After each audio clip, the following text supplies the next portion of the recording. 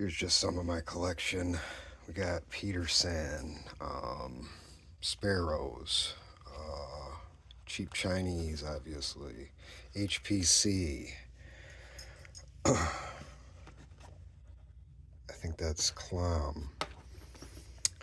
You got some cheap Chinese disc detainers, the RBW disc detainer, Sparrows,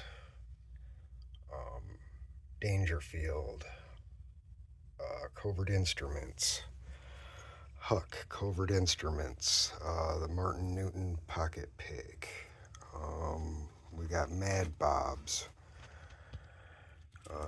Multi-Pick. There's some Southord and some Southern Specialties, and what else I got?